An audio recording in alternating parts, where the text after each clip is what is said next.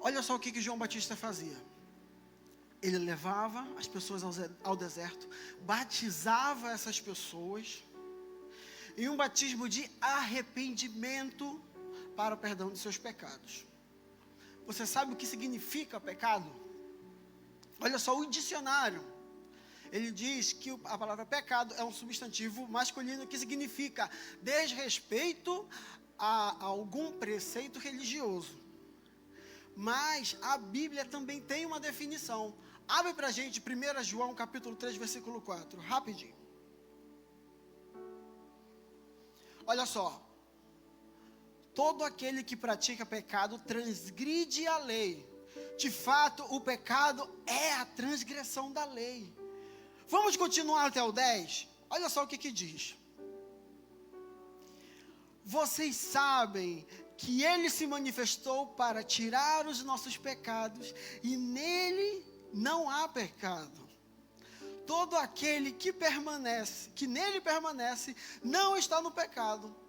Todo aquele que está no pecado, não o viu, nem o conheceu. Gravem isso. Filhinhos, não deixe que ninguém os engane. Aquele que pratica a justiça é justo, assim como ele é justo. Vamos lá, até o 10. Aquele que pratica o pecado é de quem? É do diabo. Porque o diabo vem pecando desde o princípio. Para isso, o Filho de Deus se manifestou para destruir as obras do próximo. Todo aquele que é nascido de Deus não pratica pecado, porque a semente de Deus permanece nele. E não pode estar no pecado, porque é nascido de Deus. E finalizando, desta forma sabemos quem são os filhos de Deus e quem são os filhos do diabo. Quem não pratica a justiça não procede de Deus, tampouco quem não ama o seu irmão. Olha só, pecado. O pecado, ele é o delito que nos separa definitivamente de Deus. Vocês sabiam disso? E Deus, ele é um Deus zeloso, ele é o nosso Pai. Ele tem o maior prazer em estar conosco. Amém? E olha só, e lá em Hebreus no capítulo 12, versículo 10 ao 14, diz assim, olha, que os nossos pais nos disciplinavam por um curto período, segundo lhes parecia melhor, mas Deus nos disciplina para o nosso bem, para que participemos da sua santidade. Deus nos trazendo para a santidade. Continuando, nenhuma disciplina parece ser um motivo de alegria no momento, mas sim de tristeza. Mais tarde, porém, produz frutos de justiça e paz para aqueles que por ela foram exercitados. Continuando, portanto, fortaleçam as mãos enfraquecidas e os joelhos vacilantes. Façam caminhos retos, olha, novamente, para os seus pés, agora dessa vez, para que o manco não se desvie, antes seja curado. E para finalizar, esforcem-se para viver em paz com todos e para serem santos. Sem santidade, o que é? Ninguém verá o Senhor. Sem santidade, ninguém verá a Deus. Nós precisamos começar a semear frutos de santidade em nós. Às vezes você vem para o culto,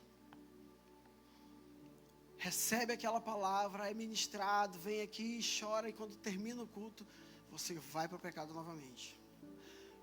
Você vem de novo, se arrepende, tem aquele momento ali e tudo mais, e depois termina o culto, você cai novamente.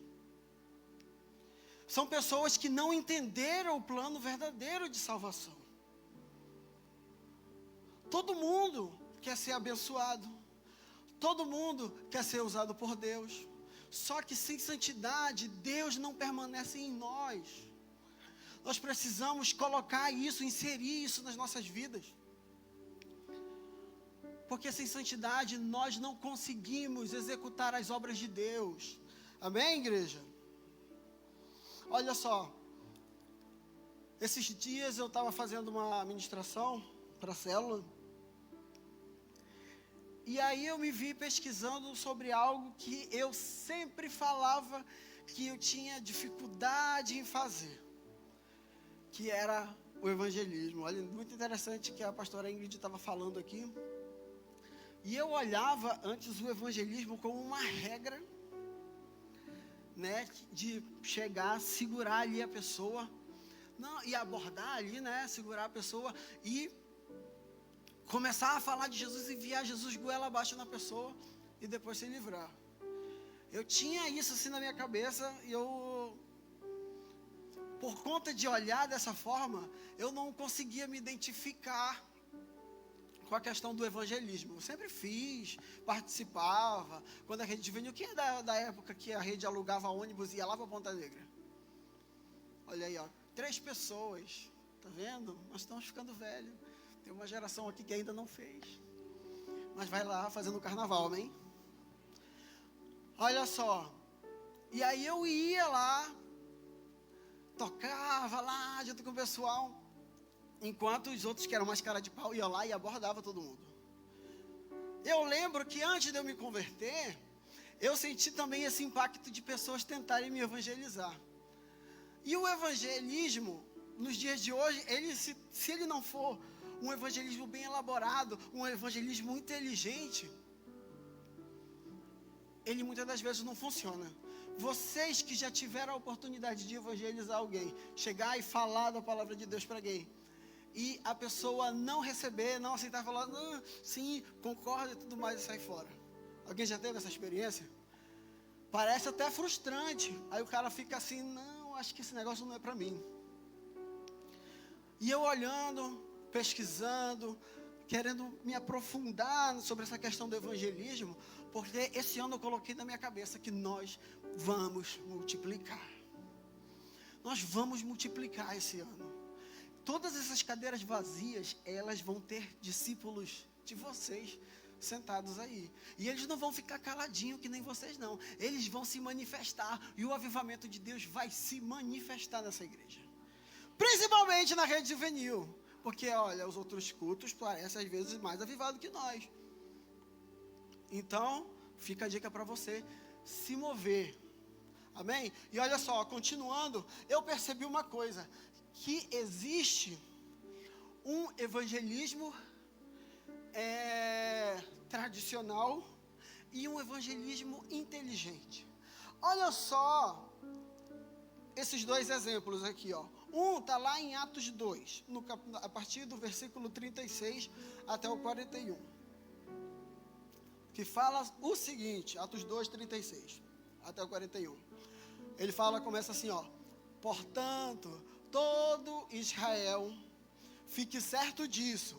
Este Jesus a quem vocês crucificaram, Deus o fez Senhor e Cristo. Quem está falando isso aí? Pedro. Só para você se situar, o que tinha acontecido nesse momento aqui? Veio o Pentecoste. Os caras estavam lá, aguardaram em Jerusalém, como Jesus tinha falado, até que eles fossem revestidos de poder. Se manifestou o Espírito Santo. Os caras começaram a falar em línguas. E nessa época, Israel era tipo Nova York. Porque, às vezes, parece que já foi para Nova York, deve saber disso. Que já foi nos Estados Unidos, até em Miami também é muito nítido ver que, às vezes, parece que tem mais gente do mundo inteiro, menos americano. E em Israel era assim, era grego, era romano, era turco, era árabe, eram pessoas que vieram de outros povos que tinham se convertido ao judaísmo, era gente de toda parte. E os discípulos, quando receberam o Espírito Santo, eles começaram a falar em línguas, e as pessoas, os turcos, os gregos, os romanos, a galera toda, eles começaram a ouvir os apóstolos falando no seu idioma. E eles ficaram assim, opa, mano, tem alguma coisa errada. Os caras estão falando na minha língua. E o outro, não, está falando na minha. E aquilo ali parou a cidade no momento. Né? Algumas pessoas acharam até que eles estavam bêbados. E aí Pedro levantou e falou assim, como? 9 horas da manhã, claro que a gente não está bêbado. E aí ele foi e falou isso aqui. Vamos lá para o próximo versículo. Quando ouviram isso, todo mundo se situou, certo? Vamos correr então. Quando ouviram isso, seus corações ficaram aflitos e eles perguntaram a Pedro e aos outros apóstolos, irmãos, que faremos? E respondeu Pedro, arrependam-se a cada um de vocês e seja batizado em nome de Jesus Cristo para perdão dos seus pecados e receberão o dom do Espírito Santo. Vocês estão entendendo o que Deus quer falar?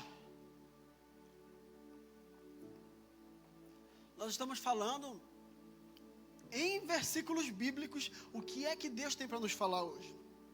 Ele quer nos levar ao arrependimento genuíno. Quem se arrepende? Quem já foi batizado aqui? Olha aí, a grande maioria. Esse ano, todos os anos tem batismo, com certeza a gente vai fechar essa brecha de quem não ainda está batizado, quem ainda não foi batizado. Mas enfim, olha só, todos aqueles que se arrependem verdadeiramente e são batizados, eles recebem um dom do Espírito Santo. Quando nós recebemos o dom do Espírito Santo, nós começamos a ser usados por Deus. Todo mundo quer ser usado por Deus, não é verdade? A gente não vem aqui só para ocupar uma cadeira. A gente vem aqui por algo maior. Tem um monte de gente lá fora, perdido, sem direção. Nós aqui, nós encontramos a direção. Nós estamos na casa do Senhor, nos alimentando, aprendendo, semeando para o homem e a mulher de Deus que nós seremos amanhã. Não é verdade? E olha só, este versículo aqui, muito rápido para complementar o que nós acabamos de falar. Que está lá em Mateus, no capítulo 4, versículo 19. Que é Jesus falando para Pedro, seu irmão. Ele disse aqui, ó: sigam-me e eu os farei pescadores de homens. Olha só o que aconteceu. São estações diferentes. Às vezes a gente quer chegar e evangelizar o cara ali e abordar a pessoa, os que têm mais facilidade, né?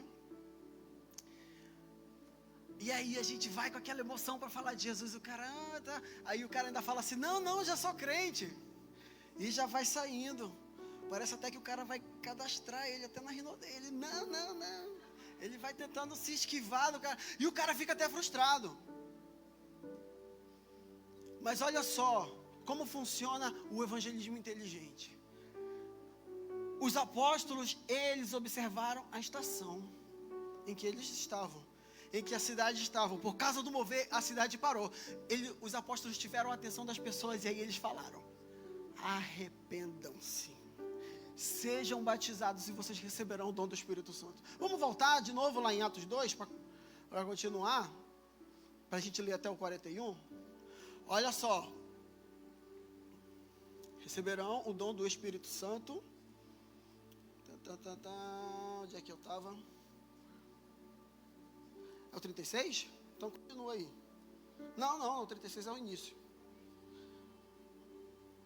Lá de Pedro, olha aqui, ó. Pedro respondeu: arrependam-se a cada um de vocês e sejam batizados em nome de Jesus Cristo para o perdão dos seus pecados e receberão o Espírito Santo. Continuando, pois a promessa é para vocês, para os seus filhos, para todos os que estão longe, para todos quanto o Senhor, o nosso Deus, chamar. Você está aqui, você já foi chamado. Amém? E olha só o que vai acontecer. Com muitas outras palavras os advertia e insistia: salve-se desta geração corrompida. E olha só o milagre de Deus. Os que aceitaram a mensagem foram batizados. E naquele dia houve um acréscimo de 3.000 pessoas. Jesus viu Pedro ali. O apóstolo já ministrou isso aqui na igreja, falando que Pedro, ele entrou para a escola rabínica ali, que ele tentou ser um rabino, que todos os jovens iam lá, faziam testes e tudo mais para se tornar um rabino, e ele não conseguiu. Jesus, conhecendo o coração dele, identificou a estação, identificou o desejo do coração de Pedro. E todo mundo que olhava Jesus na época, como ele pregava, como ele se comportava, as coisas que aconteciam onde ele passava, todo Israel olhava: esse cara aí é um rabino, esse cara aí é um sábio, esse cara é um doutor da lei. E aí, pensa aí, Pedro lá, pescando, e Jesus fala: sigam-me que eu vou fazer de vocês pescadores de homens. Esse é o primeiro sinal de evangelismo do Novo Testamento, não é, Mateus? Jesus chamando os discípulos. Ele entendeu na hora o que Deus estava tentando dizer. Ele olhou: opa, esse cara aí é um rabino, ele vai me colocar, ele vai me receber para a escola rabínica. Eu vou caminhar com ele porque eu quero crescer. Ele caminhou com Jesus, sim. E no primeiro momento, quando a glória de Deus se manifestou, quando o Espírito Santo desceu no dia do Pentecoste, meus queridos, em que estação estava? Deus preparou todo o terreno, estava gente de toda a parte do mundo lá.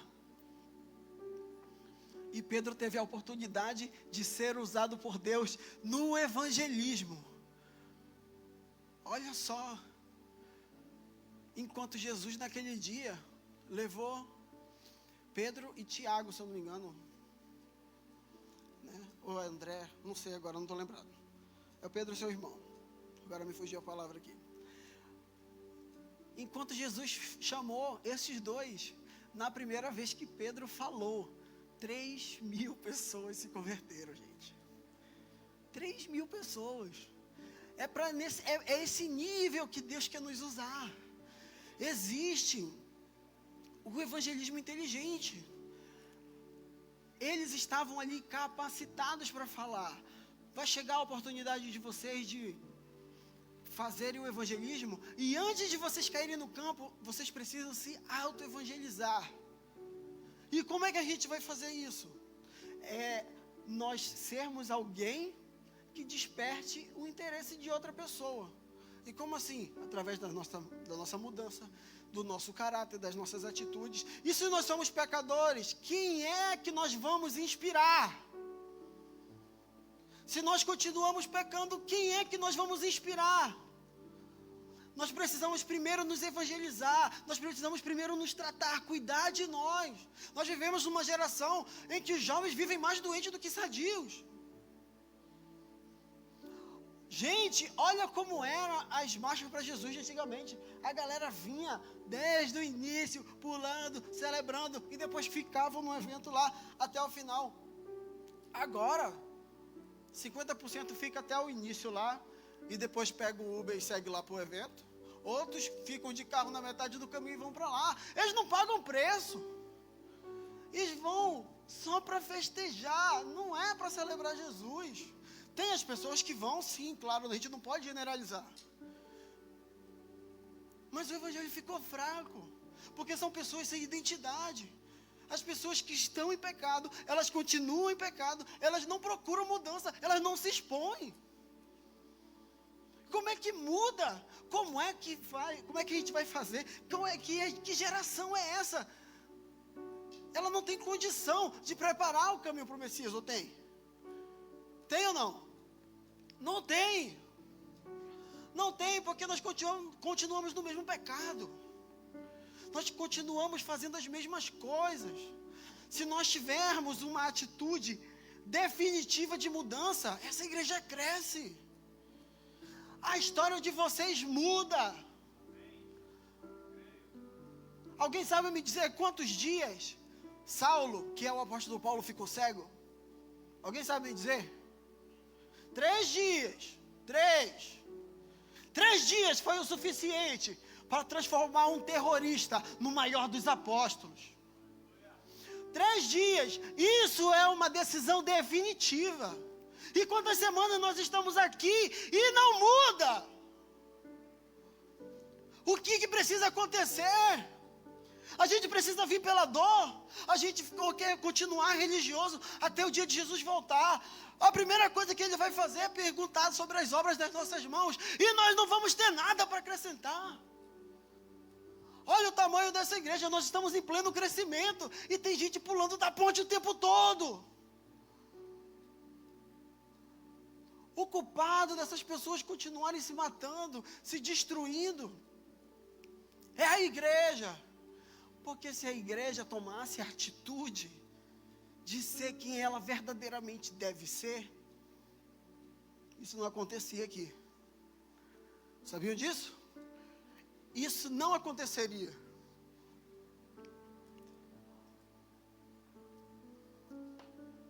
Entendam uma coisa. Nos últimos dias, haverá um grande derramamento do Espírito. Nós já temos visto isso. Quem estava nos 12 dias de oração aqui, viu o grande derramamento do Espírito. Quem estava aqui? Quem que veio nas orações? Tinha um grande derramamento do Espírito aqui. Há um grande derramamento do Espírito sobre a terra. Só que as pessoas não têm santidade para ser usado por Deus. Até quando nós vamos carregar o mesmo pecado, essa culpa nas nossas costas, de vir aqui, chorar parcialmente ali de remorso, e depois, passa alguns dias, a pessoa continua do mesmo jeito? A prova de que é possível é o apóstolo Paulo. 3 dias, ele tomou uma decisão, e ela foi definitiva. E correndo para o final, porque a gente não vai conseguir a administração inteira,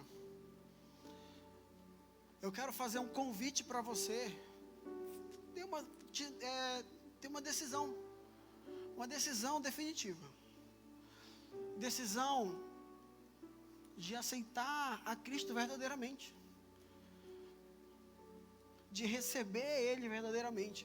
Tem pessoas que já vieram aqui 1000 vezes receber Jesus, mas só que no decorrer dos dias a gente vê que Jesus não está na pessoa. Eu estou mentindo?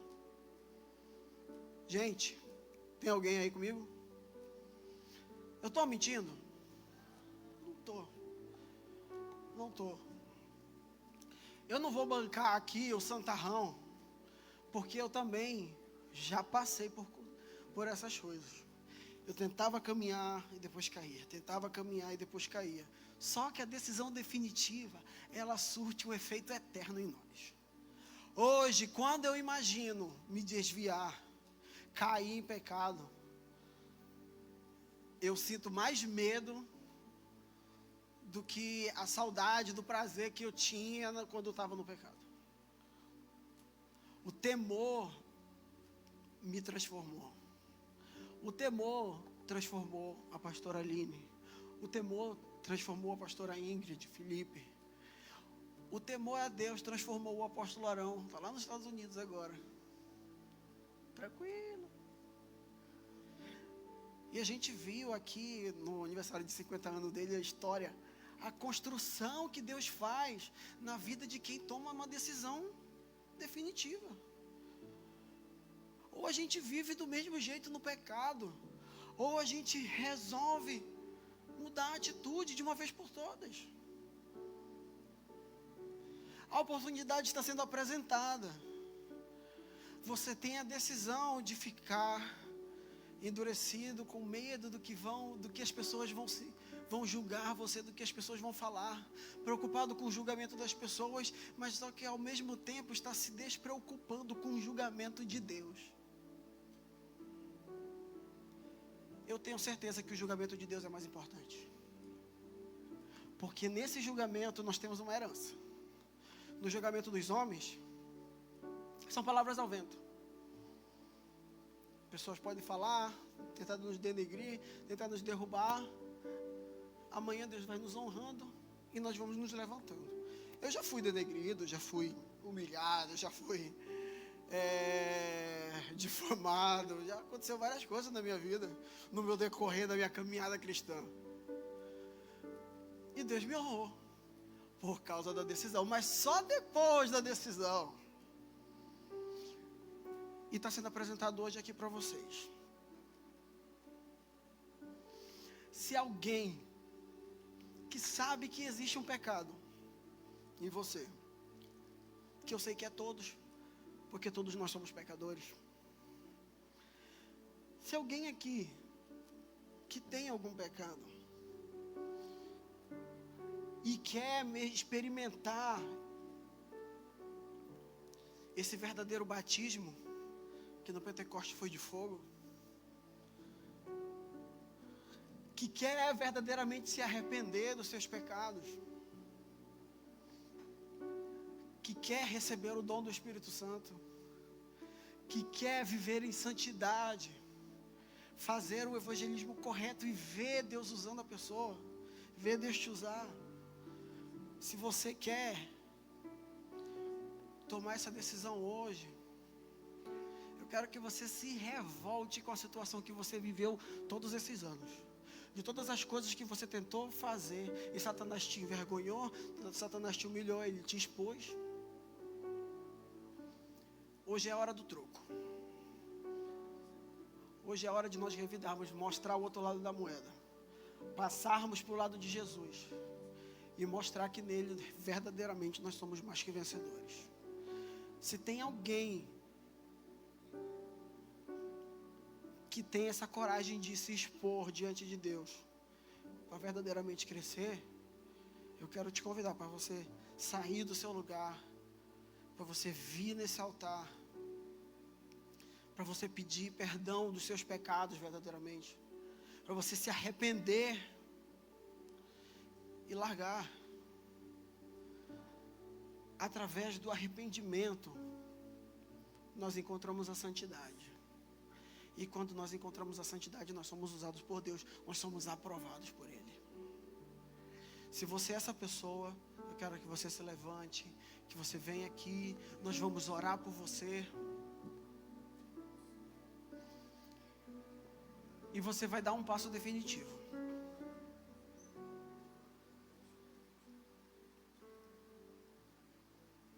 Quando Deus fala alguma coisa, aquilo acontece.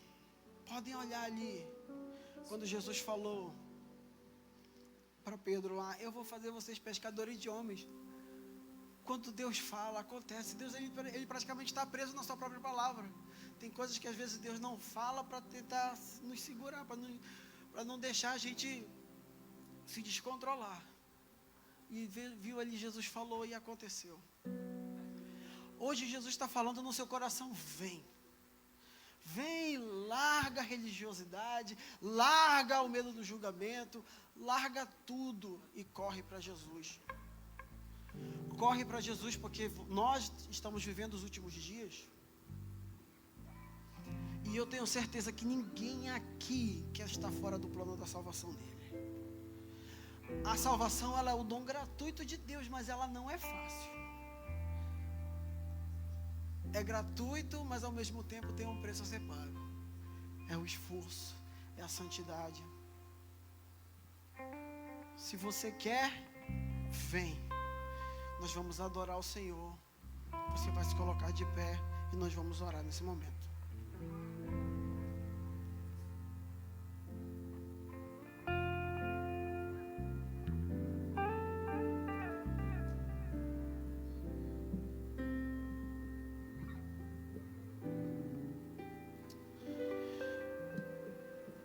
Feche seus olhos e comece a apresentar para Deus cada pecado, todas as coisas que você tem feito, que você percebe que você não tem agradado a Deus, que se hoje Jesus voltar você vai ficar. Apresenta agora diante dele. Deus, em nome de Jesus, eu estou na frente de poucos corajosos essa noite, que sabem que tem um pecado e decidiram se expor para se livrar do pecado. Deus, em nome de Jesus, nós oramos para que o Senhor se manifeste hoje na vida de cada um destes homens. Que o Senhor se manifeste, meu Deus, e que o teu sangue seja passado sobre a vida de cada um deles, para que seja feita a remoção de cada pecado que está sendo apresentado aqui hoje. Deus, em nome de Jesus, nós oramos para que o Senhor inicie a obra que tu tens na vida destes homens. Que o Senhor escreva, meu Deus, novas histórias, novas páginas, meu Deus, no livro da vida deles, para que eles sejam usados pelo Senhor, em nome de Jesus. Agora eu quero que vocês que estão aqui na frente repitam uma oração comigo.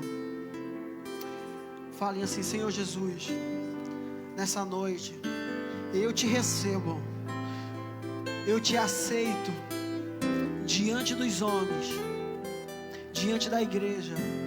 Eu te recebo como meu único e suficiente Salvador. Escreve o meu nome no livro da vida. Remove, meu Deus, todos os meus pecados. Passa o teu sangue sobre mim, para que eu nunca mais ande sozinho. Em o nome de Jesus. Amém. Olhem aqui para mim. Eu quero dizer uma coisa para vocês. Este culto, por mais dores de cabeça que nós tivemos aqui, com a ministração que subiu, eu quero dizer que este culto hoje foi para vocês. Porque Deus decidiu hoje presentear você com o dom da salvação. Que nem tudo está perdido, que há esperança para cada um de nós. Há esperança para cada um de vocês. E por causa disso, por causa que vocês receberam Jesus, vocês não andam mais sozinhos. Vocês fazem parte de uma nova família, que é a família de Cristo. Se Jesus voltar hoje, vocês aqui, ó, estão salvos. Vocês estão salvos, porque vocês tiveram a coragem de se expor. E vocês vão sentir na pele, na alma e no espírito a mudança que Deus está fazendo na vida de vocês. Eu quero apresentar a vocês a nova família de vocês. Olha para trás aí. Essa é a sua nova família.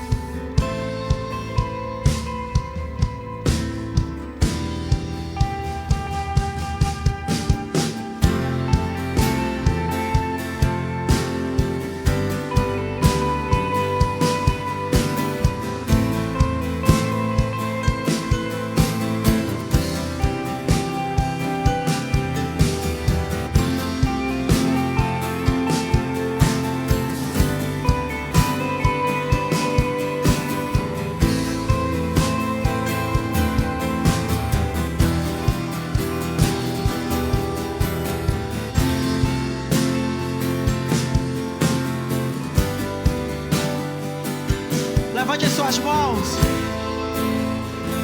e diga assim: Senhor, muito obrigado, porque hoje eu vou sair daqui diferente. Hoje eu sei que tu tens um plano para mim, e eu vou correr, e eu vou lutar, e eu vou me esforçar para que esse plano seja cumprido na minha vida. Em o nome de Jesus, que a graça de Deus o Pai, as consolações, o amor de Deus, o Jesus, o Cristo